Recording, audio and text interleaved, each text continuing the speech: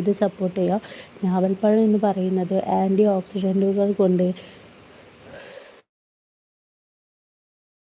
കൂടാതെ അതിൽ ധാരാളം അയൺ അടങ്ങിയിട്ടുണ്ട്, വൈറ്റമിൻ സി അടങ്ങിയിട്ടുണ്ട്. ഇതൊക്കെ അടങ്ങിയിട്ടുള്ളത് കൊണ്ട് തന്നെ അതിൻ്റെ ആരോഗ്യ ഗുണങ്ങൾ വളരെ മികച്ചതാണ്.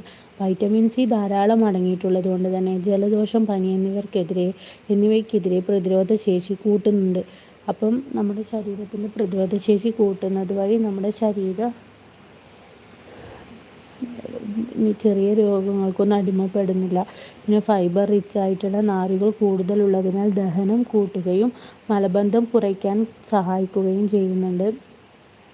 പിന്നെ ഞാവൽപ്പഴത്തിൽ അടങ്ങിയിരിക്കുന്ന ആൻറ്റി ഓക്സിഡൻറ്റുകൾക്ക് ഫ്രീ റാഡിക്കലുകളെ നശിപ്പിക്കാൻ സാധിക്കുന്നുണ്ട്. അതിനാൽ പ്രമേഹം, അമിതവണ്ണം, ഹൈപ്പർ ലിപ്പിഡീമിയ തുടങ്ങിയവയെ നിയന്ത്രിക്കാൻ ഗുണം ചെയ്യുന്നുണ്ട്.